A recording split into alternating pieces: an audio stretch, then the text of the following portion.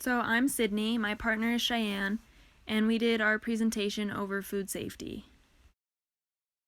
Why food safety is important? So the first reason, it prevents foodborne illnesses, and you can see on the right that this is the main reason, because every year on foodborne illnesses alone there's about 420,000 deaths, and children under the age of 5 account for 1/3 of these deaths.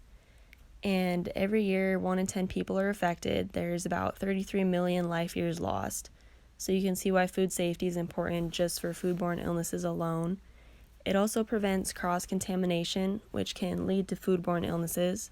It helps protect companies and businesses by keeping the public healthy, and it can also help to reduce waste.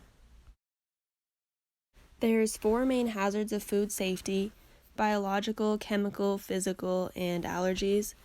So biological is microorganisms contaminating the food, and this is parasites, viruses, and bacteria, and some examples could be E. coli or salmonella. For chemical, you're unintentionally adding harmful substances to the food, and this is pesticides, preservative chemicals like sodium nitrate, or different food additives. For physical, there's natural foreign objects and unnatural foreign objects. Natural objects would include stems or dirt found in the food, and some examples of unnatural would be insects, metal, plastic, hair. And then the 4th main hazard is allergies, which is the most common, and this would be allergic reactions to different types of food, including nuts, soy, wheat, dairy, and many more. So here are some FDA recommendations for safe food handling. There are 4 steps that lower the risk of contracting a foodborne illness. So the first one is clean, then separate, then cook, and chill. So for clean, it's just basically washing hands and surfaces often. So washing hands with warm water and soap for at least 20 seconds before and after handling food, and after using bathroom, changing diapers, handling pets, and many other things. Lowers the risk. Also, for separate raw meat, poultry, seafood, and eggs from other surfaces in your grocery shopping cart, grocery bags, and refrigerator. For cook, color and texture are unreliable indicators of safety. Using a food thermometer is the best way to ensure the safety of meat, poultry, seafood, and egg products for all cooking methods. These foods must be cooked to a safe minimum internal temperature to destroy any harmful bacteria.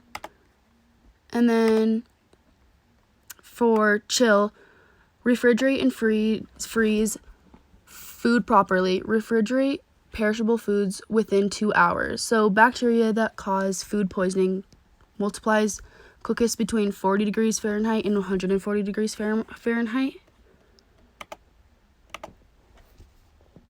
So, and I got all of these facts off of the Food and Drug Administration website, which is linked right there below the picture. So, who enforces food safety laws? So, first of all, federal agencies and state agencies are like the main people that enforce the laws.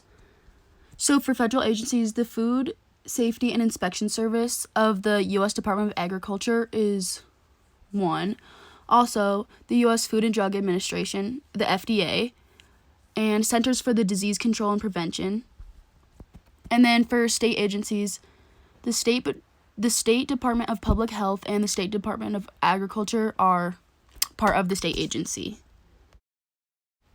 So there was a new law about sanitary transportation of food, and that was from the Food Safety Modernization Act and the U.S. Food and Drug Administration. So according to FDA food rule, carriers and shippers will be responsible and ensuring proper temperature has been maintained for the entire transportation of food within the U.S. So according to this picture from the Food Safety Modernization Act, so there are 3,000 deaths per year due to foodborne illness. So industry leaders create and implement their own food safety guidelines. So February 2014, the FDA proposed the Food Safety Modernization Act, and then December 2014 through February 2016, comments, question, and finalization took place. So then by April 2016, Food Safety Modernization Act finalized by the FDA.